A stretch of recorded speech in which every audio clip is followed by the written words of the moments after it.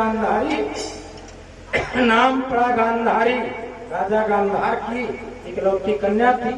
तो शिव जी के मठ में पूजन करने के लिए जाती। भक्तों, एक दिन की बात, भगवान शिव जी का जब पूजन कर रही थी तो भगवान शिव जी प्रसन्न हुए और बोले, देवी हम तुमको वरदान दे रहे, तुम्हारे गर्भ से 100 पुत्रों का जन्म होगा और एक कन्या का जन्म होगा, तुम 3 पुत्रों की माता कहलाओगे। तो भगवान शिव जी तुरंत ध्यान हो गए।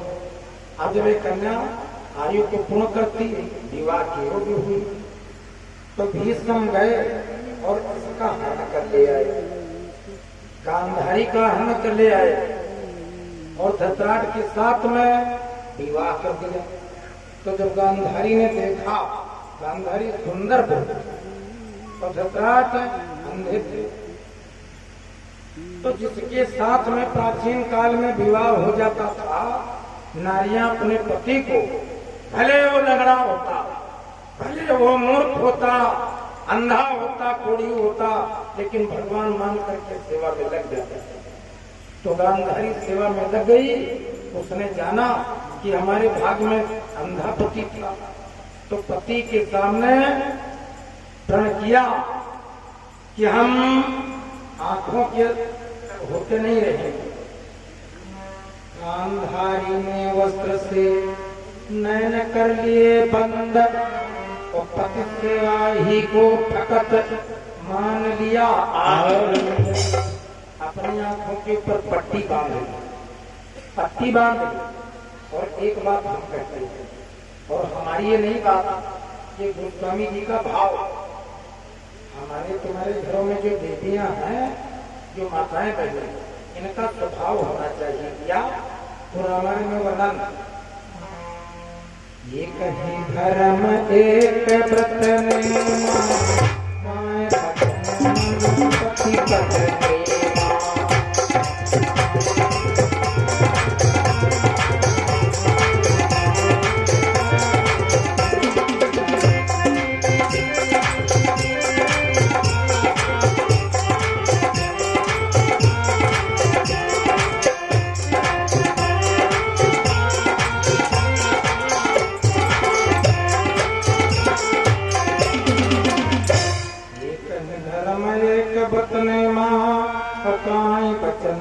पति पद प्रिया।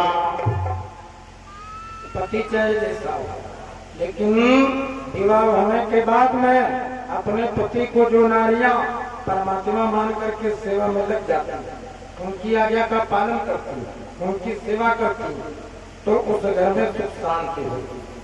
बहुत घरों में अशांति, बहुत घरों में रुपया पैसा बहुत, लेकिन सुख और शांति 2 चीजें नहीं।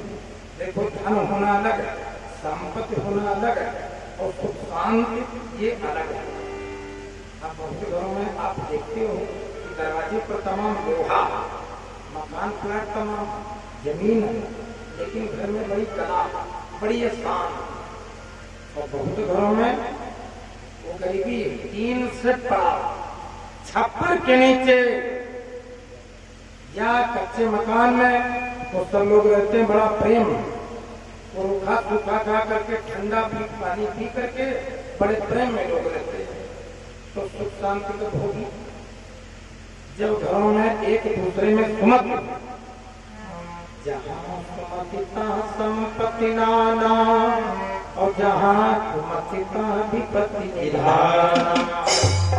जहाँ सुमतिता संपत्ति नाना, हमारे तुम्हारे घर में सुमत, सबकी मत सुमत, इसी खोपड़ी में सुमत, इसी खोपड़ी में उमत। इसी जीव से कड़वा खाते, इसी जीव से नमकीन और इसी जीव से खट्टे का स्वाद लेते हो, मीठा खाते हो।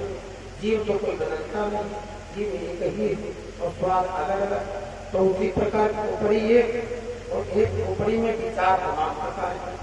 तो जहाँ सुमत संपत्ति नाना, जहाँ कुमत विपत्ति निदाना। तो जिन घरों में देवियां माता पिता की और सास ससुर की सेवा करेंगी, पति की आज्ञा का पालन करेंगी, उन घरों में सुख शांति बढ़ती है। स्त्री का कर्तव्य है वो वो पति की आज्ञा का पालन करे, और पति का कर्तव्य है कि वो स्त्री से कपट न करे। आप बहुत घरों में पत्नी तो देवी स्वरूप है, लेकिन पतना, अरे भगवान, वो न पूछो। पत्नी तो ठीक है, लेकिन पतना नहीं ठीक। तो पत्नी और पतना जब दोनों एक समान हो तब आनंद आएगा, तब तुम्हारे घर में वैकुंठ होगा। इसमें कोई शंका मत करना। गांधारी ने अपने पति को भगवान मान लिया और विचार किया कि हमारे पति देवता के नेत्र नहीं है, तो इनके सामने आंख वाली बनकर के नहीं रहे। आंख के ऊपर पट्टी बांध ली और सेवा में लग गई। इधर की बात कुंती की कथा हमने दिन में सुनाई थी। तो कुंती का विवाह पांडव के साथ में भीष्म ने करवाया। अब बहुत समय बीत गया, बहुत समय बीत गया, बहुत वर्ष बीत गए। गांधारी गर्भवती हुई, लेकिन समय ज्यादा बीत गया। 9 महीने के बाद संतान का जन्म होता और धीरे धीरे 11 महीना बीत गए, गांधारी के कोई संतान न हुई। तो वेदव्यास जी को बड़ी पीड़ा हुई। वेदव्यास जी कर्म कांड करने लगे, हवन पूजन करने लगे कि रानी का दुख दूर हो। आखिर रानी के गर्भ में क्या है कि धीरे धीरे 11 महीना बीत गए और प्रसव की पीड़ा है और बालक कोई जन्म नहीं देता। तो हवन पूजन का काम प्रारंभ हो गया। तो समय जब 11 महीने का बीत गया और कर्म कांड का प्रभाव पड़ा, तो गांधारी के गर्भ से कोई बालक नहीं पैदा हुआ। गांधारी के गर्भ से एक मांस का पिंड पैदा हुआ, लोथड़ा पैदा हुआ। जैसे आटे की लोई बनाती, बहुत बड़ा एक पिंड पैदा हुआ। तो गांधारी ने देखा इस पिंड में नाक, कान, मुंह, आंख, ये कुछ निशान नहीं, केवल मांस का लोथड़ा पैदा हुआ। वो चिल्लाने लगे, वो चिल्लाने लगी और रोने लगी। ओ प्रभु जयकारे बंद करो, रोने का अवसर आया।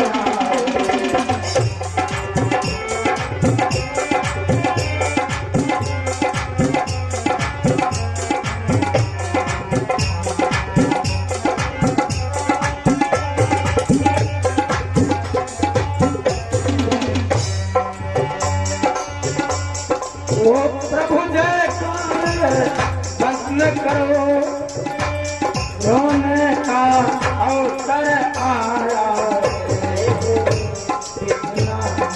बालक के बदले एक मंत्र पिंड प्रगटाया।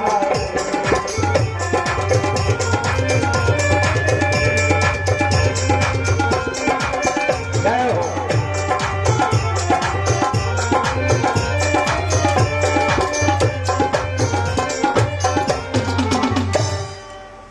रोने का समय है, ये जय जयकार संबंध करो भगवान की।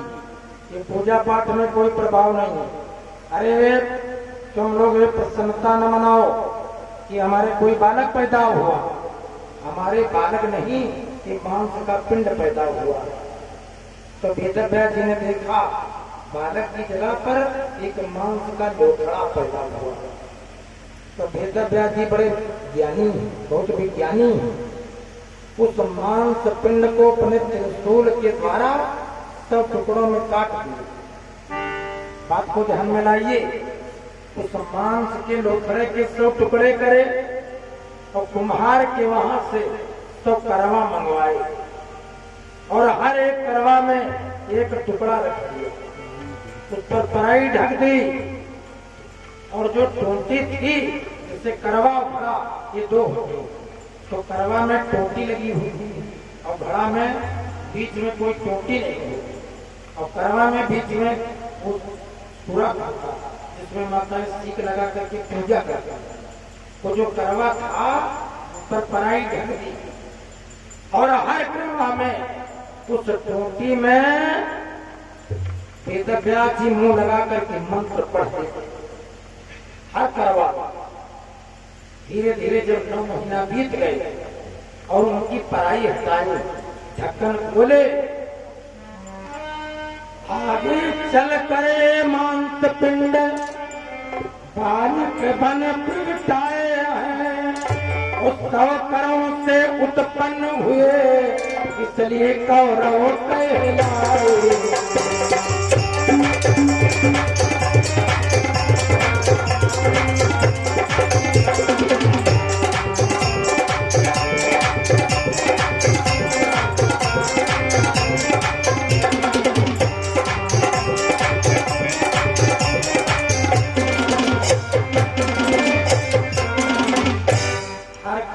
से एक लड़का पैदा हुआ, एक तो थे, इसलिए कर्मों से पैदा होने के कारण इनका कौरव नाम था।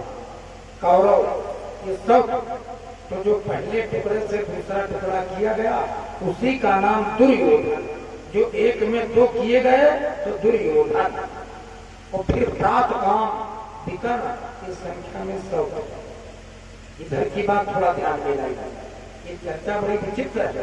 राजा जन्मेजय को वैशंपायन मुनि गंगा के किनारे सुना रहे थे। एक बार जयकारा लगा था, 2-4 लोग नींद में आए गए, हम यहाँ से देखे, हम यहाँ से देख रहे हैं। बोलिए रामचंद्र भगवान की जय। निंद्रा में मत रहना, नींद में गए बोले सेठ जी थे, उनके कपड़ा बेचने वाली दुकान थी, तो सेठानी ने कहा कि सब लोग जाते हैं गाँव भर के, तुम नहीं जाते? तो कहा ज्यादा होते करके जाए। तो आई कथा में भी बैठ गए। अच्छा, वो धीरे धीरे बैठे बैठे सोने लगे। पंडित जी कथा सुना रहे हैं, वो कथा सुनाते सुनाते सुनते सुनते नींद आ गई। अच्छा, तो नींद में ये सपना देखने लगे कि दुकान पर ग्राहक आया और 65 रुपया वाला कपड़ा, 65 रुपया मीटर वाला कपड़ा, वो कहता 45 देंगे। तो बड़ी हुज्जत चल रही, वो कथा इधर चल रही, उधर से सपना देख रहे बैठे बैठे। तो कहने लगे ना 45 ना 65, जो 50 दे गए। तो पड़ोसी में जो पड़ोसी बैठा था उसके गले में तौलिया पड़ी थी, उसी तौलिया को खींचा सेठ जी ने और पीछे फाड़ दिया और पहले 50 दे गए। तो पड़ोसी चिल्लाया, अरे सेठ जी करके सेठ उनको चले ना 45 ना 65, 50 हम दे गए। तो पड़ोसी ने कहा कि तुमने हमारी तौलिया फाड़ दी। तो सेठ जी जाके कहने लगे गलती हो गई, हम दुकान पर बैठे थे और कपड़ा का तोड़ चल रहा। तब बाद में फिर खुला किए सो गया था। तो नींद में मत रहना, बड़े प्रेम से सुनना और बार बार आता ही नहीं। तो बड़ा आनंद आ रहा है। तेज आवाज में जयकारा बोलो, तेज आवाज में बोलो। बोलिए सच्चिदानंद भगवान की जय, प्रजापति विष्णु भगवान की जय।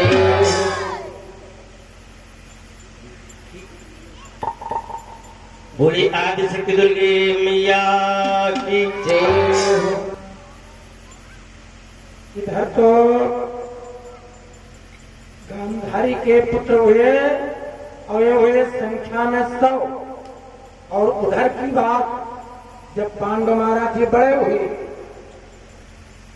तो जब स्वयंवर हुआ तो स्वयंवर में कुंती ने छवि पर मोहित हो नप को जयमाल पिन्हा दी है और मद्रपति सुता मातृ की भी सबने शादी करवा दी है।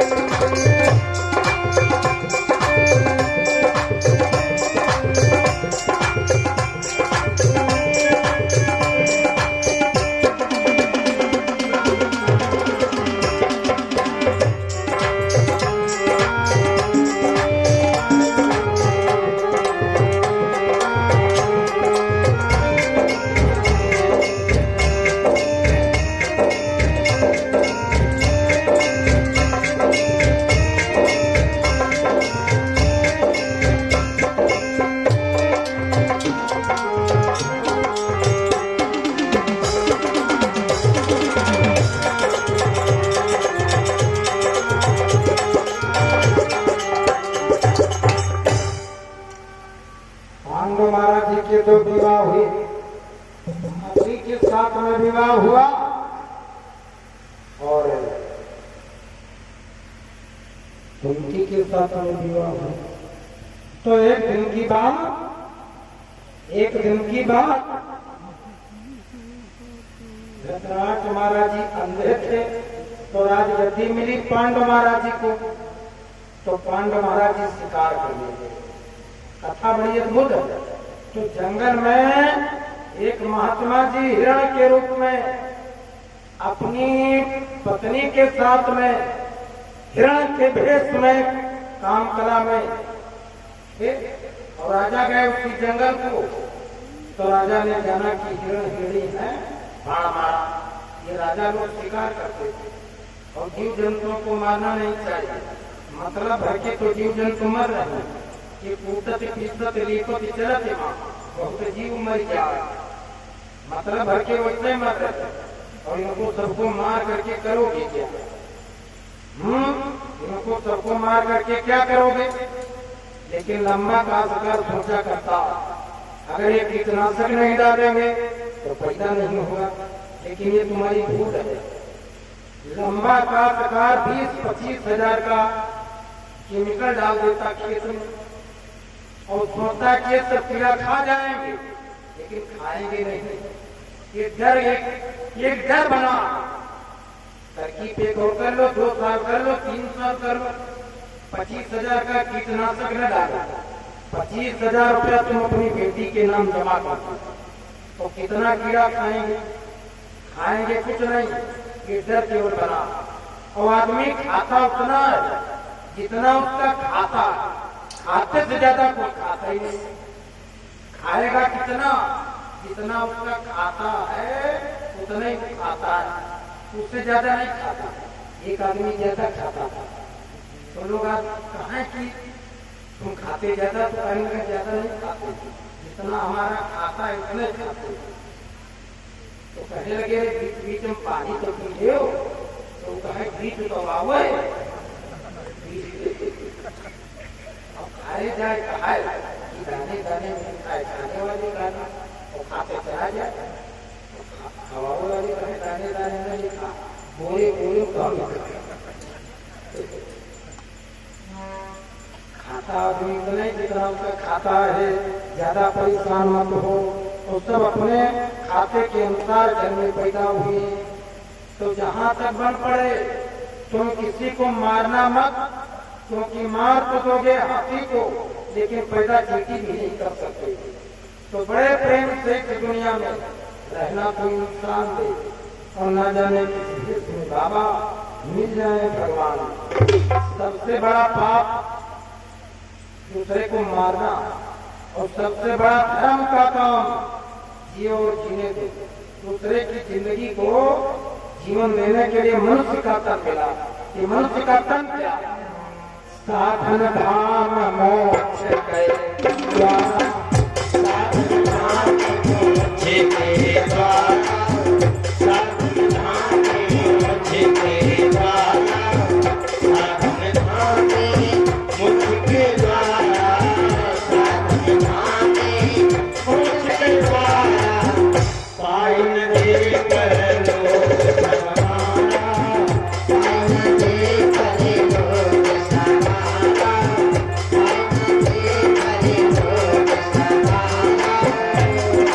लो समाना।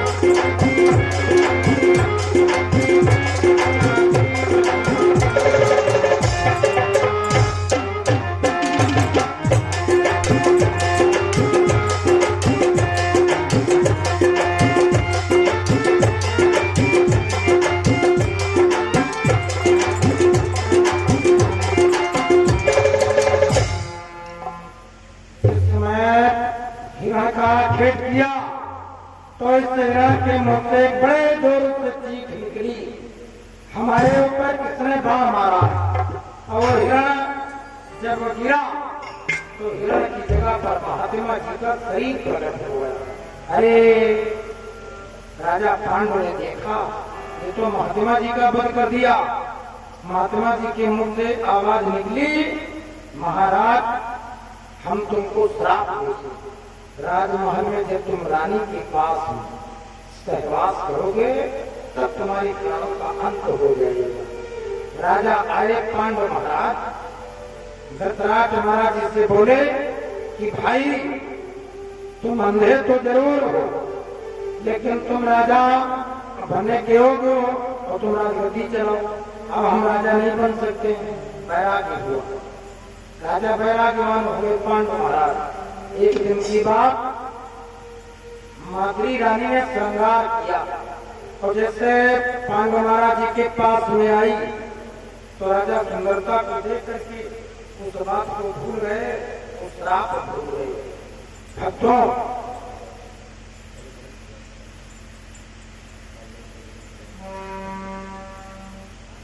तो एक दिन की बात, ये कुंती बैठी राजमहल में और रानी माद्री, ये दोनों रानियां।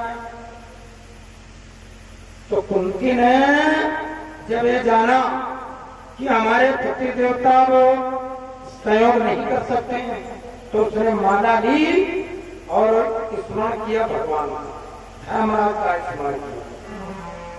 जैसे यो धर्म अहिलाना और प्रगति सुधर एक संता। धर्मराज का आवाहन किया तो धर्मराज की शक्ति के द्वारा एक लड़का पैदा हुआ। इनका नाम युधिष्ठिर था। और फिर पवन देव की शक्ति से महाबलवान।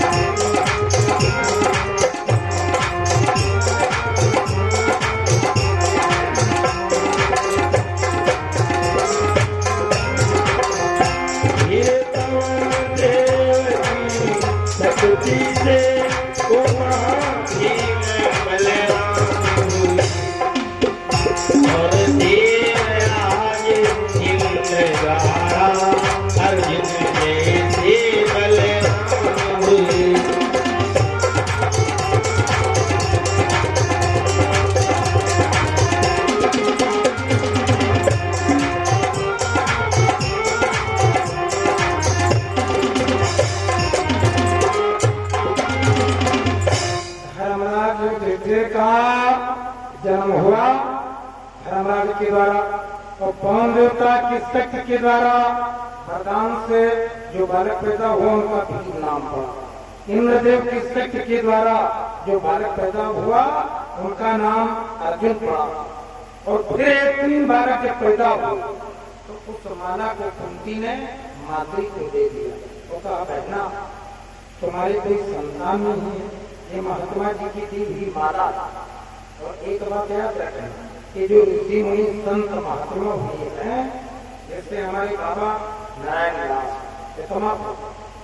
समर्थ स्वामी जगजीवन दास साहब, कोटवा,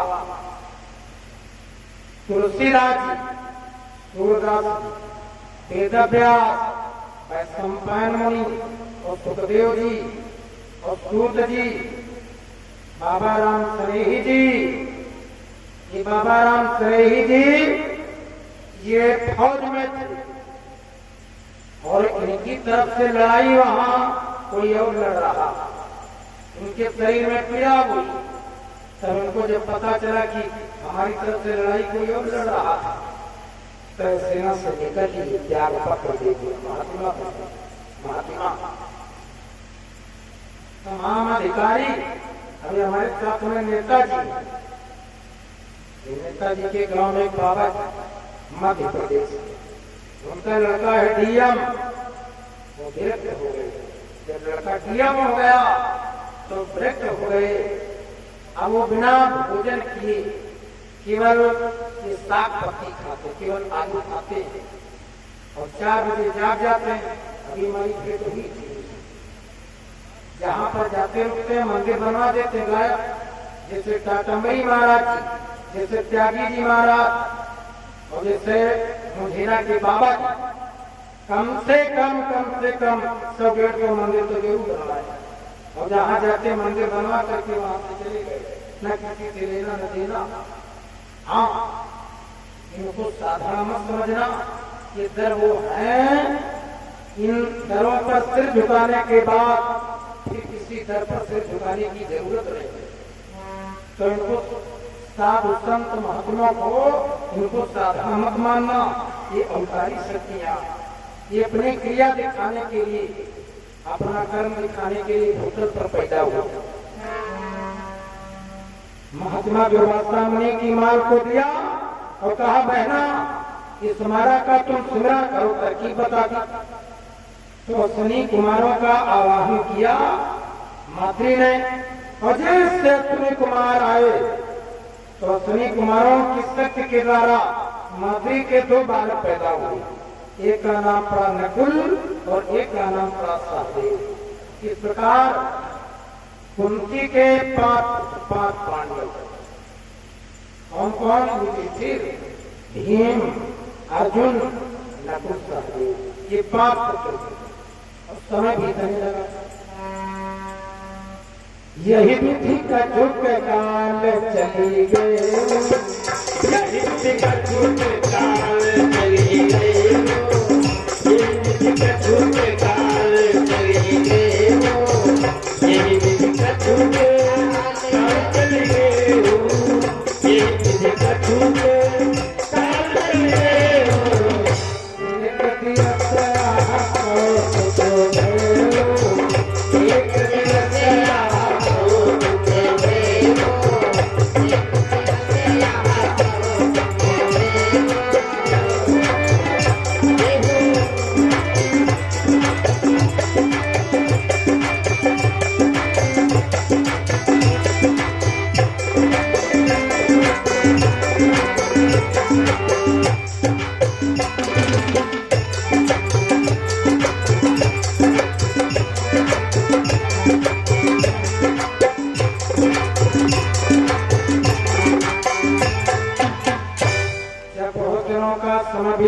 एक दिन की बात है, घटना घटी।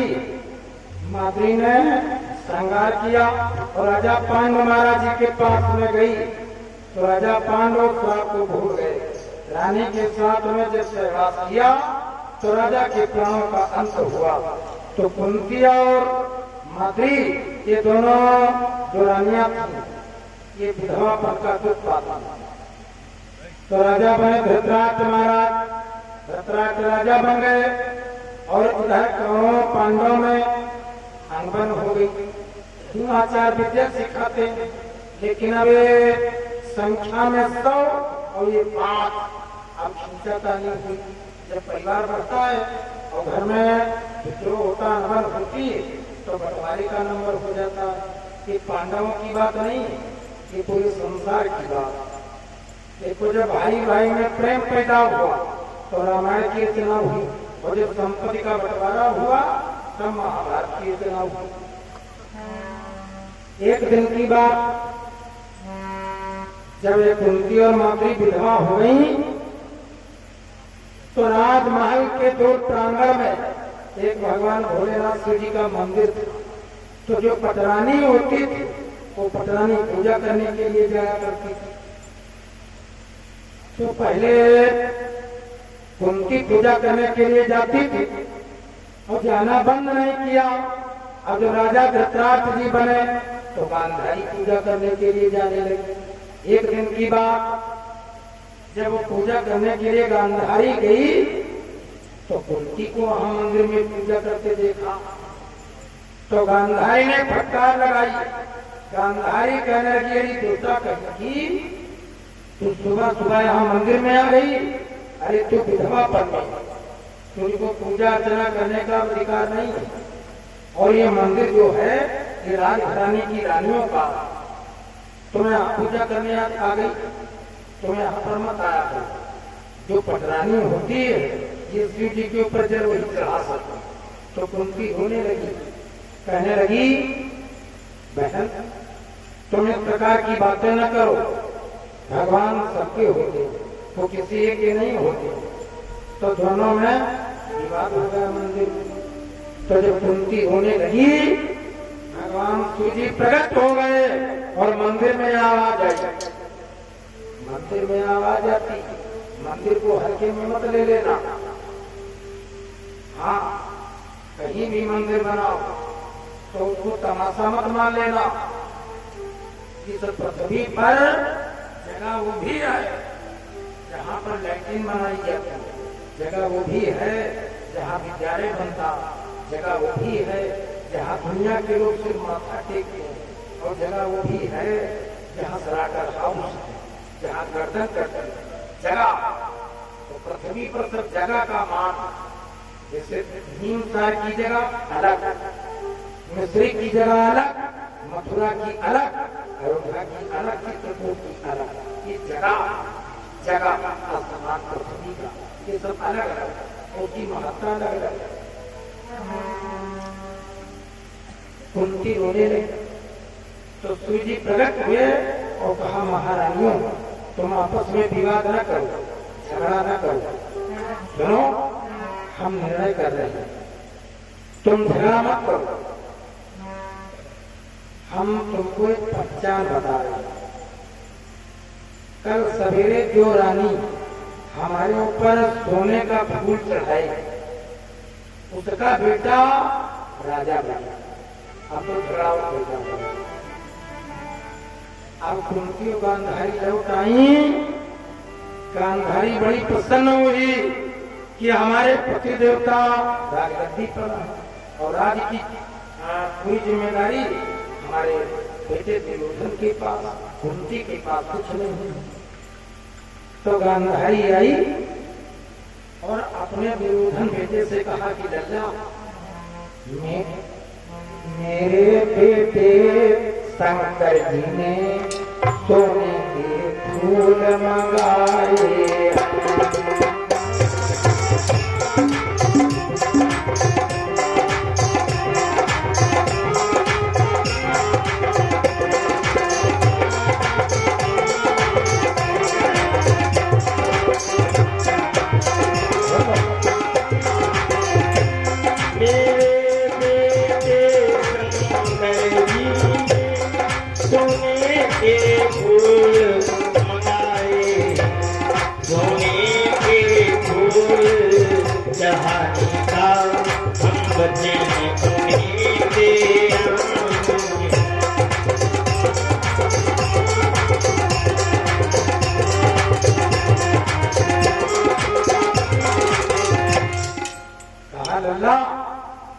शंकर जी ने सोने के फूल मांगे, अगर सोने के फूल तुमने दिए और हमने पूजा की तो राजा तुम बनोगे।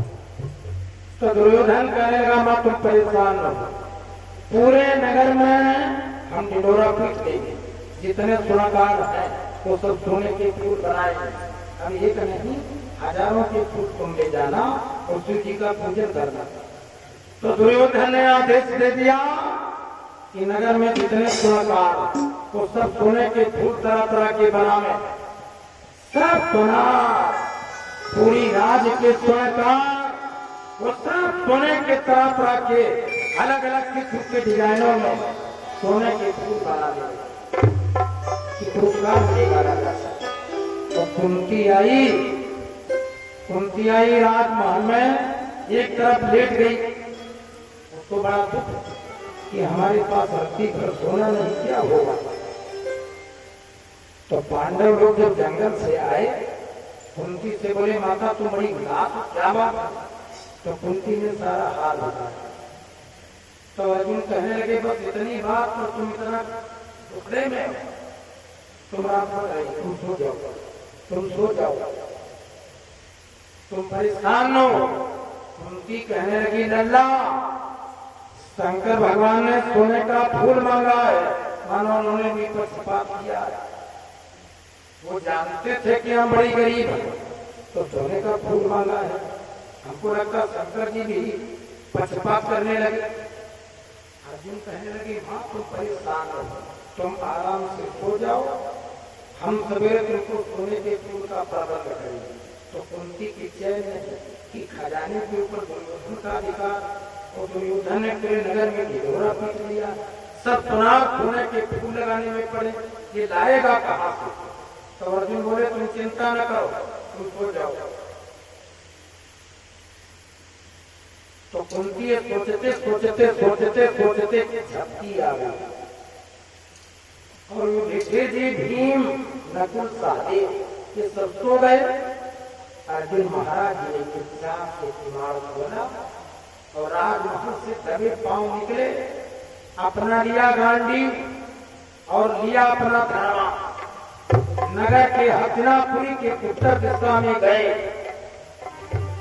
और धनवा पर बाण रखा और जो कुबेर का बाग था, खजाने के मालिक और कुबेर, तो निकाला गांडी उससे बाण और धनवा पर रखा, उस डोरी को घसीट करके मारा।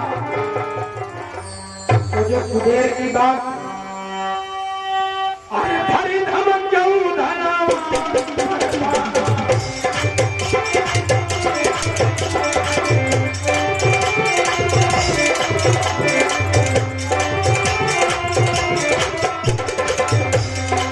हरी धमक क्यों कुबेर परे बाणा, सीधा फूलन पानी बिगाड़ा।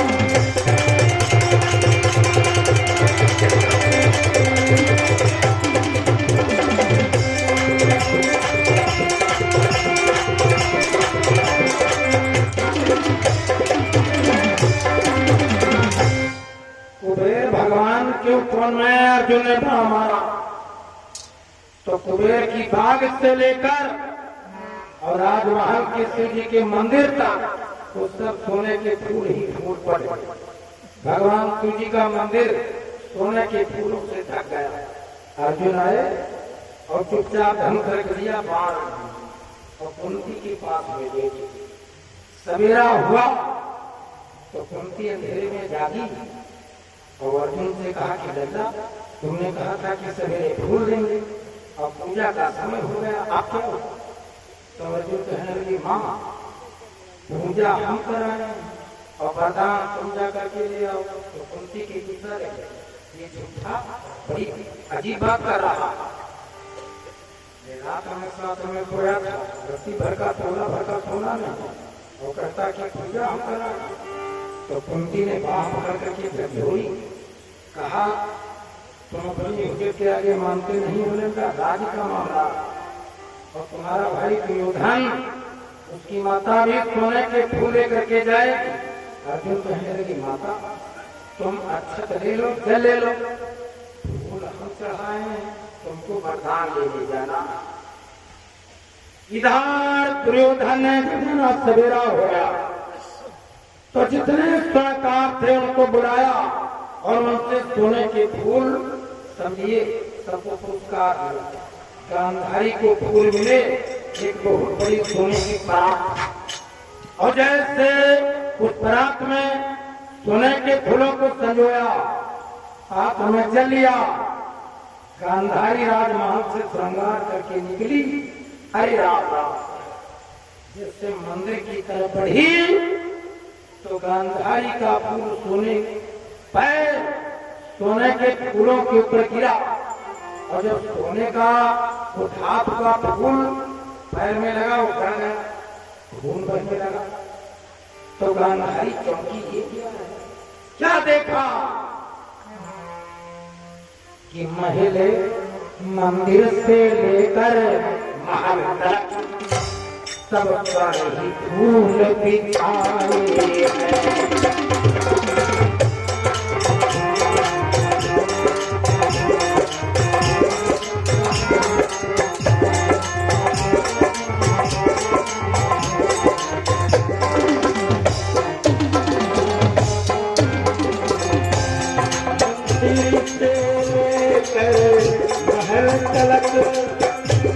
सब पर पुष्प ही छाए, दिख रहा शंभू का नहीं दिख रहा, सब फूल फूल ही छाए।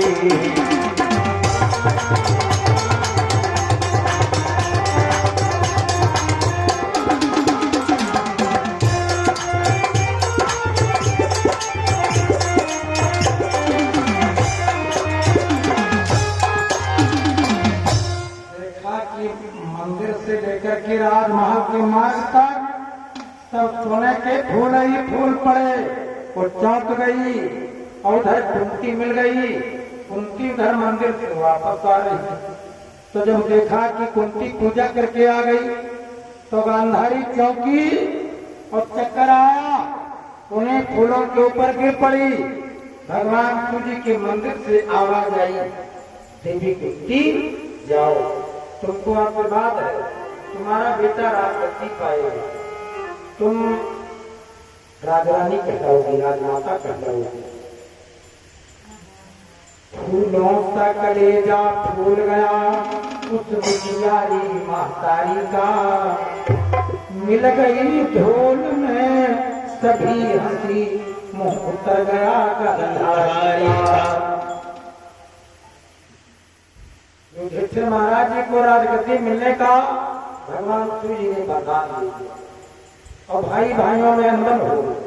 बोलिए सच्चिदानंद भगवान की जय हो। अनंत बलवंत